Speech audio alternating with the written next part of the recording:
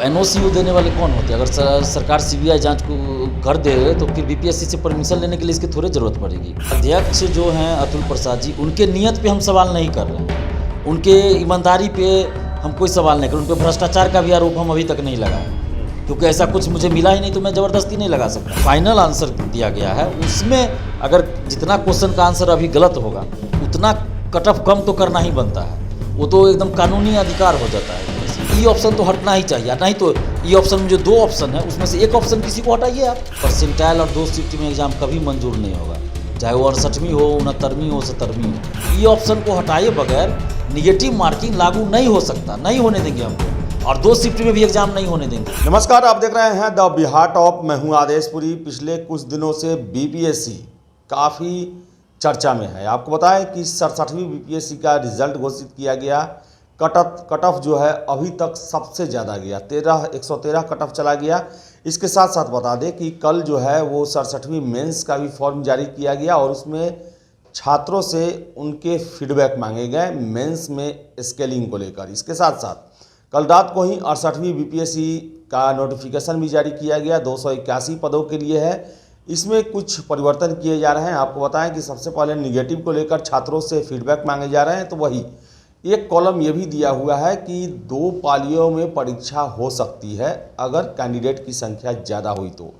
विरोधाभास यहीं पर है। हमारे साथ हैं छात्र नेता दिलीप हैं, जो कि आपको याद होगा कि अगस्त में 2 पालियों में परीक्षा के विरोध को लेकर सड़कों पे उतरे हुए थे। तो वही निगेटिव को लेकर छात्र नेता का सीधे सीधे शब्दों में आयोग को यही कहना है कि बिना ई ऑप्शन हटाए आप निगेटिव न करें।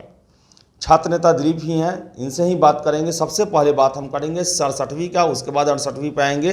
दिलीप जी, 67वीं में लगातार कल हमने अध्यक्ष से इंटरव्यू किया, उसके बावजूद भी ये छात्र कह रहे हैं कि गड़बड़ी तो हुई है। हालांकि कोई तर्क नहीं दे रहे हैं, कोई फैक्ट अभी तक सामने नहीं आया है, लेकिन विश्वास करने को तैयार नहीं है। देखिए, गड़बड़ी तो लग ही रहा है, इतना ज़्यादा कट ऑफ गया तो। और हर चीज़ का जो है, जो बाहर दिखता है वही हम लोग देखेंगे ना, अंदर से हो रहा है तो नहीं दिखेगा। जैसे 64वीं में कॉपी बाहर ले जाके लिखवाया गया, जब रंजीत रजक गिरफ्तार हुआ, जांच हुआ, तब पता चला। उससे पहले तो कोई इस बात को नहीं मान रहे थे कि गड़बड़ी हुई है। लेकिन जब 67वीं पेपर लीक की जांच हुई, रंजीत रजक अरेस्ट हुआ, गिरफ्तारी उसकी हुई और जांच हुआ, उससे पूछताछ हुई, तब ये बात खुला कि वो एमआरसीट बाहर ले जाकर रंगा और मेंस की कॉपी बाहर ले जाकर लिखा गया। लेकिन उस समय तो हम लोग बोले तो कोई मानने को तैयार नहीं था कि ऐसा होता है। तो वही बात अभी इसमें हो रहा है 67वीं के रिपीटी रिजल्ट में, कि अभी चूँकि अभी सामने कुछ है नहीं, अंदर से जो कुछ हुआ है तो वो तो सामने दिखेगा नहीं, तो जाँच होगा तब दिखेगा। तो इसमें जांच के लिए तो बोल ही रहे हैं कि हम सीबीआई जांच के लिए तैयार हैं। अगर वो सरकार आज्ञा देती है तो हम एनओसी देने के लिए तैयार हैं, हम सहयोग भी करेंगे। एनओसी देने वाले कौन होते हैं? अगर सरकार सीबीआई जांच को कर दे तो फिर बीपीएससी से परमिशन लेने के लिए इसकी थोड़ी ज़रूरत पड़ेगी। अगर इतना ही है तो बीपीएससी को चाहिए कि सरकार के पास एक आवेदन भेज दे, सीबीआई जांच करवा दीजिए। है उतना नहीं करेंगे तो मतलब स्टूडेंट्स पे ही खेल रहे हैं। वो जान रहे हैं कि सरकार तो ऐसा करेगी नहीं, तो इसलिए बीपीएससी द्वारा कहा जा रहा है कि सरकार करवा ले। तो हम लोग भी तो यही जान रहे हैं कि सीबीआई जांच तभी होगी जब सरकार कहेगी। सरकार उसके लिए सीबीआई को भेजेगी, सीबीआई चाहेगी तब जांच होगा। तो ये तो प्रोसेस होता है। तो बीपीएससी भी तो ऐसा कर सकती है ना, कि बीपीएससी भेज सकती है कि हाँ इस पर आपत्ति हो रही है, आप सीबीआई जांच करवा दीजिए। सरकार को भेज सकती है, उसके पास तो पावर है, वो तुरंत सरकार के पास जा सकता है। हम लोग तो करेंगे तो टाइम लगेगा और जल्दी जाएगा भी नहीं, सरकार सुने ना सुने, बहुत सारी बातें हैं। लेकिन बीपीएससी तो कह रही है कि पूरा फुल प्रूफ है। कल अध्यक्ष साहब बोले कि ये एकदम सवाल ही नहीं है कि इसमें कोई गड़बड़ी हुई होगी। अगर कुछ के सेंटरों पर छोड़ दिया जाए जो कि नज़र में नहीं है, लेकिन ऐसा नहीं है कि नियत जो है वो गड़बड़ी कर रहा हो, ऐसा तो साफ नहीं है। देखिए, अध्यक्ष जो हैं अतुल प्रसाद जी, उनके नियत पे हम सवाल नहीं कर रहे हैं, उनके ईमानदारी पे हम कोई सवाल नहीं कर रहे, उन पर भ्रष्टाचार का भी आरोप हम अभी तक नहीं लगाए, क्योंकि ऐसा कुछ मुझे मिला ही नहीं तो मैं ज़बरदस्ती नहीं लगा सकता। लेकिन बीपीएससी ऑफिस में सिर्फ अतुल प्रसाद जी ही नहीं है ना, मैं बार बार ये चीज़ दोहरा रहा हूँ कि अध्यक्ष जी चाह रहे हैं, अतुल प्रसाद जी चाह रहे हैं कि हम सुधार करें। उनके मन में हो सकता है कि वो सही चीज़ कि हम एकदम साफ सुथरा कर दे और दिख रहा है बाहर से, लेकिन अंदर से मान लीजिए जो लोग परीक्षा नियंत्रक है या और भी अधिकारी हैं और जो लोग पेपर लीक करवाए थे, जो बाहर के भी IAS IPS अधिकारी नेता लोग थे, तो उनका तो गिरोह अभी भी काम कर रहा है, क्योंकि वो लोग तो अभी तक नहीं पकड़े गए हैं। तो उन लोगों का जो सेटिंग है, जो क्वेश्चन जिसको दिया जाता है छापने के लिए, जिस एजेंसी सबको, उसी से साठगांठ ये लोग कर लेते हैं ना। जैसे CGL 3 में भी ये बात सामने आ रही थी कि उसी जिसको दिया गया क्वेश्चन छापने के लिए उसी एजेंसी से हम उपलब्ध कराएंगे एग्जाम से एक रात पहले और आपको देंगे, और 15-20 लाख करके पैसा मांगा जा रहा था, जिसकी सूचना हमने BSSC को पहले भी दे दिया। तो ये हो सकता है, इसकी जानकारी अध्यक्ष को भी ना हो, ये भी तो हो सकता है ना। मैं बार बार ये कह रहा हूँ कि अध्यक्ष पे हम आरोप नहीं लगा रहे हैं, BPSC के चेयरमैन पे कोई आरोप नहीं लगा रहे हैं, अभी तक हमने नहीं लगाया। उनकी मंशा होगा सही चीज़ करने की, लेकिन उनके टीम के लोग तो बेईमान है ना, तो वो उनको गुमराह, जैसे परसेंटाइल और 2 शिफ्ट की जो बात है, वो अतुल प्रसाद जी अपने मन से नहीं किए थे। और अभी भी जो 2 पालियों में एग्जाम किया, जो नोटिफिकेशन और सर्टिफिकेट में आया है, वो अतुल प्रसाद जी का नहीं है, वो उनके टीम का है, और उसको अतुल प्रसाद जी पे ये किया जा रहा है, चूँकि अध्यक्ष है वो। तो ये चीज़ तो बिल्कुल गलत है, नहीं होना चाहिए। तो अतुल प्रसाद जी पे हम कोई आरोप नहीं लगा रहे हैं, क्योंकि हमारे पास वैसा कुछ मिला नहीं है, लेकिन मिलेगा तो फिर हम लगाएंगे। अच्छा, एक और चीज़ है कि छात्र कह रहे हैं कि रिजल्ट को दोगुना किया जाए, 10,000 11,000 और रिजल्ट दिया जाए, क्योंकि वैसे कैंडिडेट जो कि PT लेवल पर काफ़ी मेधावी हैं, मेंस में नहीं जाएंगे, जैसे रेलवे हुए, SSC हुए, बहुत सारे छात्रों ने मैसेज किया कि हमारे साथ इतने कैंडिडेट का हुआ है, वो मेंस नहीं देंगे। तो क्या ऐसा हो सकता है? कल अध्यक्ष साहब ने अपने इंटरव्यू में कहा कि ये हमारे पास ये शक्ति नहीं है, लेकिन छात्र चाहें तो हो सकता है। देखिए, शक्ति तो उनके पास है, ऐसा नहीं है कि नहीं है शक्ति, संवैधानिक संस्था है, उनके पास पूरी शक्ति है। वो मतलब वही ना मैंने कहा कि छात्रों पे खेलना, ये सरकार पे कि सरकार करे तो उनको हो सकता है अध्यक्ष जी को ये डर हो कि अगर हम कर देंगे तो कहीं सरकार ऊपर से ये ना कहे कि आप क्यों ऐसा किए, तो इसलिए वो ऐसा बोल रहे हैं। लेकिन पावर तो है, आयोग, किसी भी आयोग को ये पावर है, वो एक्स्ट्रा रिजल्ट दे सकते हैं, कोई इसमें नहीं है कि जैसे 10 गुना सीट का 10 गुना ही रिजल्ट विज्ञापन में लिखा हुआ है, लेकिन 10 गुना ही तो नहीं है, उससे ज़्यादा है रिजल्ट, तो दिया जा सकता है, क्यों नहीं दिया जा सकता? 20 गुना भी दिया जा सकता है, कम नहीं दे सकते हैं रिजल्ट, लेकिन ज़्यादा तो आप दे ही सकते हैं।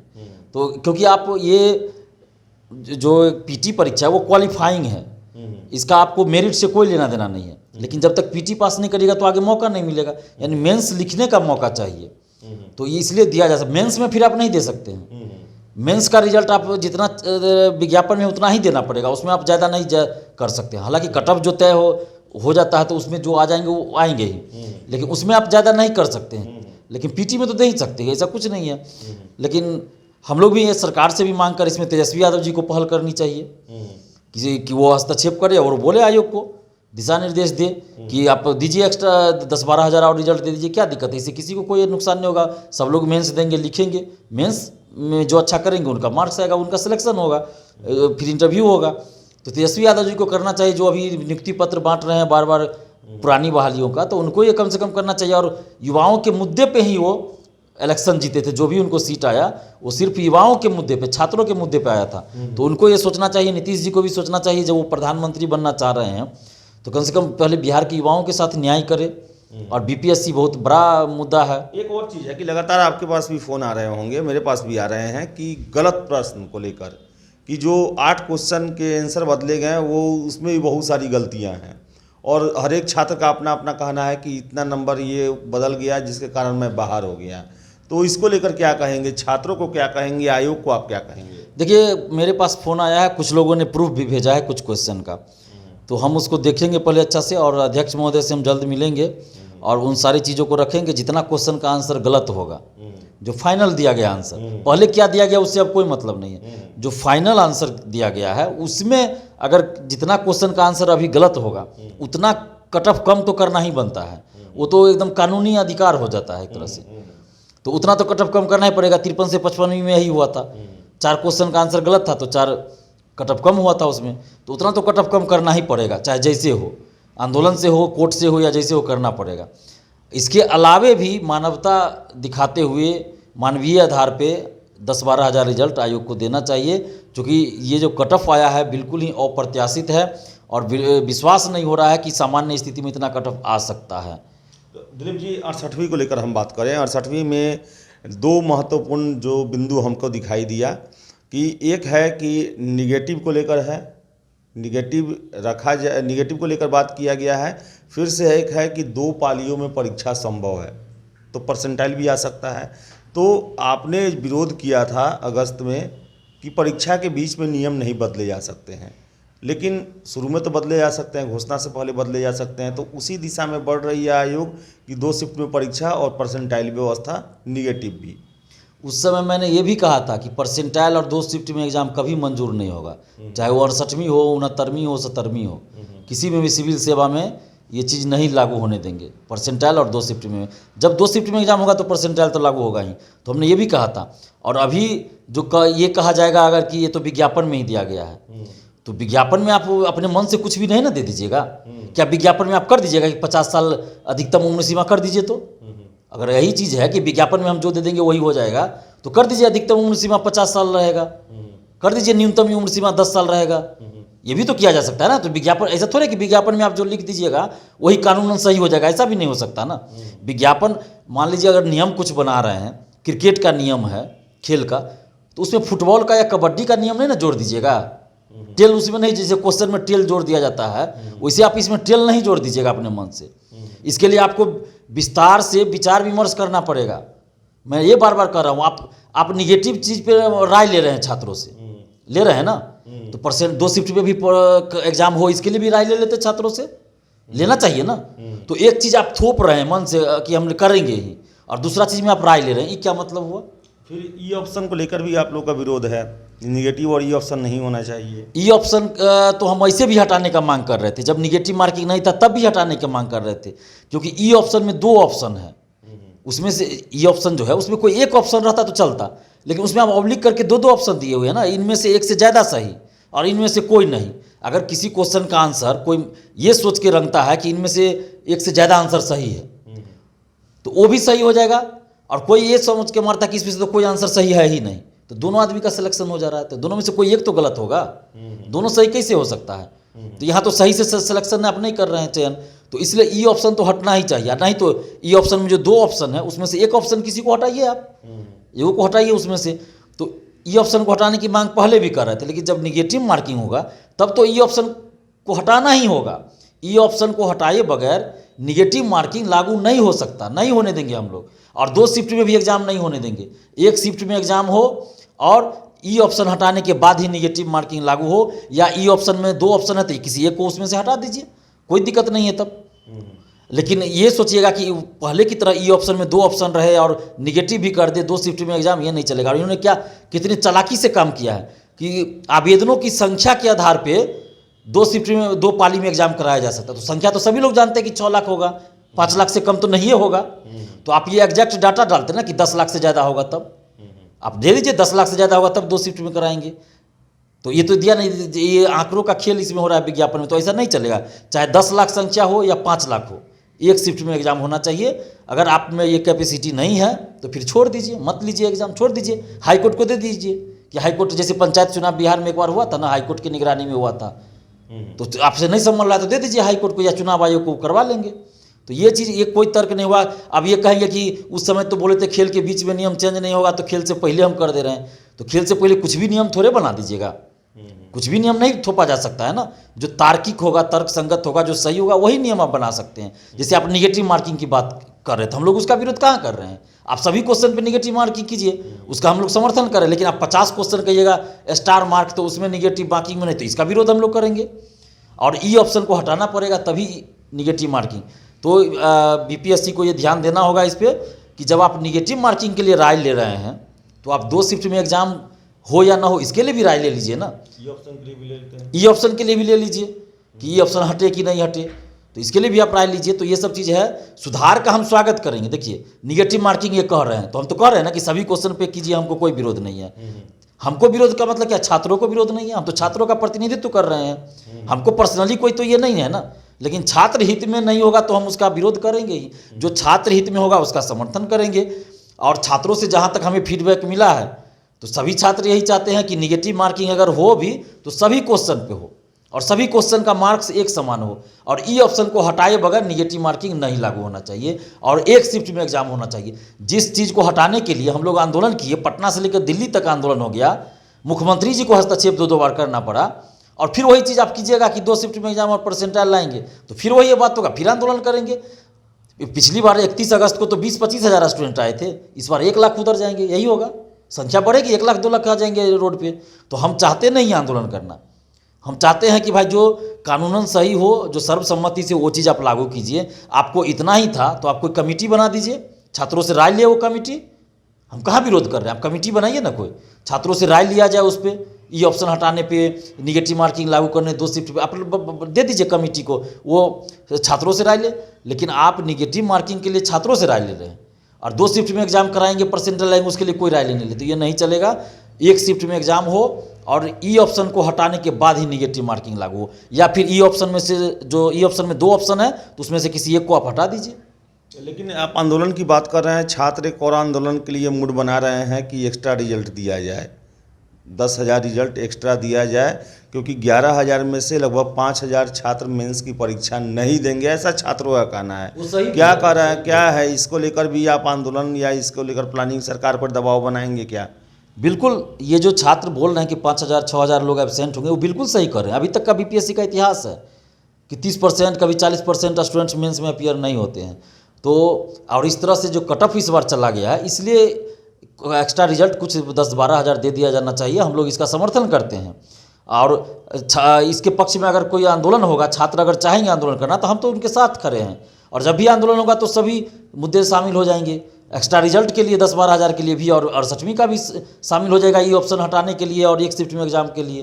दोनों मुद्दा, तीनों मुद्दा साथ करके हम लोग आंदोलन कर सकते हैं। तो अभी हम पहले अध्यक्ष महोदय से एक बार मिल लेते हैं, उनको सारी बातों से अवगत कराते हैं। एक और प्रश्न है जो कि बहुत सारे छात्र कह रहे हैं कि बीपीएससी पीटी के क्वेश्चन का स्टैंडर्ड ग्रुप डी से भी नीचे का है, एकदम साधारण है, और यही कारण है कि जो किताब पढ़ते हैं, गहन अध्ययन करते हैं, वो उसमें पिछड़ जाते हैं, और जो ये वनडे एग्ज़ाम का तैयारी करते हैं वो उनका बड़ा मजबूत होता है, सेट प्रैक्टिस करते हैं, वो आराम से हाई कट ऑफ ला लेते हैं, लेकिन मेंस में वो शामिल नहीं होते हैं। तो क्या प्रश्नों के स्टैंडर्ड को लेकर भी आप आयोग से गुजारिश कुछ करेंगे क्या? देखिए, सच्चाई अगर आप देखें तो बीपीएससी का क्वेश्चन बिहार दरोगा और सिपाही से भी बहुत ईजी रहता है, ये सच्चाई है। सिपाही बहाली का देखिए, दरोगा बहाली का, उससे भी इजी क्वेश्चन इसका रहता है बीपीएससी का। ये सिविल सेवा की परीक्षा है, इस बात को ध्यान रखा जाना चाहिए, और क्वेश्चन का स्टैंडर्ड निश्चित रूप से ऊपर होना चाहिए, ताकि लगे कि आप हर तरह से जज कर रहे हैं स्टूडेंट्स को, क्योंकि अधिकारियों की नियुक्ति आप कर रहे हैं जो सरकार की योजनाओं को क्रियान्वित करेंगे, साथ में सरकारी योजनाओं को वो बनाते भी हैं, प्लानिंग भी करते हैं। ऐसा नहीं कि कोई मुख्यमंत्री है या मंत्री है तो अपने मन से, सारा काम तो अधिकारी ही करते हैं ना, ड्राफ्टिंग करते हैं, जो भी होता है सजेशन देते हैं। तो उनकी नियुक्ति ही आप सही से नहीं कीजिएगा तो फिर कैसे बिहार आगे बढ़ेगा? नहीं बढ़ सकता है बिहार आगे। आप थोप दीजिएगा किसी अधिकारी को, काम ही नहीं कर पाएंगे। तो इसलिए क्वेश्चन का स्टैंडर्ड पीटी मेन सबका एकदम स्टैंडर्ड सिविल सेवा के लायक होना चाहिए। सिविल जो सेवक हैं, जो अधिकारी की नियुक्ति करना चाह रहे हैं, उसके लायक होना चाहिए कि हर स्तर पे उनकी जांच हो। तो ऐसा क्वेश्चन नहीं रहता है। अब जैसे देखिए 56 से 59वीं में मेरा पीटी उसमें हुआ था, और उसमें ऐसा हुआ कि इस तरह से क्वेश्चन पूछ दिया गया कि सभी एग्जाम हॉल में जो सन हो गया दिमाग सबका, लेकिन जो दिमाग को स्थिर करके क्वेश्चन को पढ़ के सॉल्व किए, रिजल्ट हुआ 87 ही कट ऑफ गया, लेकिन रिजल्ट हुआ उसमें, मेरा भी रिजल्ट उसमें था। तो जबकि 4-4 5-5 लाइन का क्वेश्चन था, जो कि किसी को उम्मीद नहीं था, और मुझे तो बहुत अच्छा लगा कि आप हर तरह से सिलेक्ट कर रहे हैं, जज कर रहे हैं स्टूडेंट्स को। तो ऐसा होना चाहिए। पीटी का भी क्वेश्चन का स्टैंडर्ड उस तरह का होना चाहिए। मेंस में भी अगर आप क्वेश्चन पूछ रहे हैं तो ऐसा क्वेश्चन पूछिए जिससे कि आपको लगे कि अधिकारी के रूप में वो जवाब दे। अब आप पूछ दीजिएगा 1857 की क्रांति का कारण परिणाम लिखिए, सीधा क्वेश्चन, तो पढ़ के जाएंगे, वही रट के लिख देंगे। एक और बातें इसमें निकल के आ रही हैं कि छात्र कह रहे हैं कि अगर हम अब आसपास के स्टेट को देखें, यूपी या फिर हरियाणा देखें, राजस्थान देखें, मध्य प्रदेश, यहाँ के भी छात्र यहाँ शामिल होते हैं, वहाँ पीटी मेंस में इतना स्टैंडर्ड रहता है कि वहाँ के छात्र के लिए बिहार आसान हो जाता है, और हम बिहारियों के लिए उन राज्यों में घुसना मुश्किल हो जाता है। यही कारण है कि बिहार में टॉप करने वाले दूसरे राज्य के भी होते हैं। तो ये भी एक कारण है, क्योंकि हर स्टेट में लोग अपने स्टेट के अनुसार तैयारी करते हैं, और बिहार पीसीएस यानी बिहार लोक सेवा आयोग जिस तरह पूछता है उसी तरह लोग तैयारी यहाँ करेंगे। तो जब वो यूपी या झारखंड या कहीं जाएंगे तो वहाँ पे तो मात खा जाएंगे। जैसे पहले आप देख लीजिए, पहले बिहार से सिविल सेवा में बाहर में भी रिजल्ट बहुत ज़्यादा होता था, यूपी हो, झारखंड हो या उत्तराखंड हो। लेकिन अब देखिएगा तुलनात्मक रूप से कमते जा रहा है, और इसका सबसे बड़ा कारण है कि बीपीएससी जो इधर लगातार वन लाइनर और आधा लाइनर कह दीजिए उसको, वन लाइनर भी बहुत सारा क्वेश्चन नहीं रहता है, आधा लाइनर, हाफ लाइनर क्वेश्चन पूछना शुरू कर दिया है। जबकि पहले का क्वेश्चन आप देखिए तो कूट रहता था, कूट जैसे मिलाने के लिए उसमें आप मिलाए, उस समय थोड़ा सा समय भी लगता है, स्टूडेंट को सोचना पड़ता है। यहाँ सीधा आप पूछ रहे हैं कि रांची किसकी राजधानी है, तो इस तरह से नहीं ना होगा, कुंवर सिंह कहाँ से थे, तो इस सब तो एकदम ये हो जाता है। इस तरह का बहुत सारा क्वेश्चन है, 2-4-5 क्वेश्चन ईजी रह सकता है, कोई दिक्कत नहीं, लेकिन कम से कम 50 क्वेश्चन 20 क्वेश्चन ऐसा भी दीजिए जो उलझाऊ हो, कूट वाला दीजिए जो मिलाने वाला रहे जैसे यूपीएससी में रहता है। तो उससे क्या होगा कि आपको सही से परख होगा स्टूडेंट्स का, और जो रट लेते हैं वो उन लोग को ये होगा। अभी आप देखिए पटना का या फिर सभी का क्या माहौल बना दिया गया। मुझे बहुत तकलीफ होता है, जब हम भी सिविल सेवा की तैयारी के लिए कोचिंग करते थे तो उस समय हम लोग को रटाया नहीं जाता था, या सेट बनाओ, एक कॉमन चीज़ हो गया सेट बनाओ, मतलब टॉपिक को समझाया कम जाता है। बहुत सारे कोचिंग में मैंने देखा है, मैं नाम नहीं लूँगा, लेकिन जो सिलेबस है, मान लीजिए अगर हिस्ट्री ही पढ़ना है तो 1857 की क्रांति आपको पहले पढ़ाना पड़ेगा, उसका भूमिका थोड़ा बताना पड़ेगा, क्रांति में क्या क्या हुआ, कहाँ हुआ, वो आपको सिलसिलेवार ढंग से पहले बताना चाहिए, तब आप उसका क्वेश्चन सॉल्व कीजिएगा ना। लेकिन यहाँ क्या हो रहा है, शुरुआत क्या गलत परंपरा शुरू हो गया है कि सेट बनाओ, मतलब 1857 क्रांति जो क्या है, क्यों हुआ, उसका क्या इतिहास रहा, पीछे का क्या बैकग्राउंड था, कुछ नहीं बताया जाएगा, सिर्फ 100, 150, 200 क्वेश्चन दे दिया जाएगा, सेट बनाओ से रट लो उसको। तो इससे तो आप समझ ही नहीं पाइएगा ना। फिर आप प्रशासन में जाइएगा तो कैसे आप प्रशासन चलाइएगा, कुछ तरह का सिचुएशन कभी आ गया तो आप कैसे उसको हैंडल कर पाए, संभाल पाइएगा, सिचुएशन नहीं संभाल पाइएगा ना। आप 1857 की क्रांति पढ़े रहिएगा अच्छा से, तो आपको पता होगा कि कहाँ पे विद्रोह हुआ, किस तरह से हुआ, क्यों विद्रोह हुआ, क्यों वो विद्रोह बढ़ा। तो आप अगर प्रशासन में जाइएगा तो वहाँ आपको लगेगा कि हाँ ये चीज़ यहाँ हो रहा है, अगर इसको नहीं अभी संभाला गया तो आगे चलकर ये बहुत बड़ा विद्रोह हो सकता है या हिंसा हो सकती है, तो आप तुरंत उस पर कार्रवाई कीजिएगा, उसको संभालिएगा। या कहीं हिंसा हो गई, विद्रोह हो गया, तो आप उसको तुरंत संभालिएगा, टाइम नहीं लगा। लेकिन आपको पता ही नहीं है कुछ, आप सिर्फ रट लिए हैं कि 1857 की क्रांति कब हुई, कहाँ किसने नेतृत्व किया, किसने उस आंदोलन को दबाया, तो उससे नहीं होगा ना रटने से। तो यह गलत परंपरा की शुरुआत हो चुकी है और ये बहुत घातक है, ये घातक है। इस तरह से आप योग्य अधिकारियों की नियुक्ति नहीं कर पाएंगे, और ये कोचिंग वालों को भी सोचना चाहिए। देखा देखी हो रहा है और स्टूडेंट्स भी इसमें फंस जा रहे हैं। हर कोचिंग में मैं देख रहा हूँ आजकल बस सेट बना के आप दरोगा, बिहार पुलिस निकाल लीजिएगा, बीपीएससी भी आप निकाल ले रहे हैं, ठीक है, लेकिन योग्य अधिकारियों की नियुक्ति आप नहीं कर पा रहे ना। मैंने बहुत सारे स्टूडेंट को देखा है जो दरोगा बन गया, बीपीएससी में अधिकारी बन गए, लेकिन उनको पता नहीं है सही से 1857 की क्रांति हो या असहयोग आंदोलन, सभी ने मैंने उनके बारे में पता ही नहीं कि एक्चुअली में है क्या। तो फिर इस तरह से आप योग्य अधिकारी की नियुक्ति नहीं कर सकते। तो पहले गहन अध्ययन होना चाहिए। किसी भी सिविल सेवा की आप तैयारी कर रहे हैं, चाहे वो राज्य स्तरीय हो या यूपीएससी हो, आपको कम से कम 1.5 साल तो मिनिमम चाहिए आपको गहन अध्ययन करने के लिए जो सिलेबस है।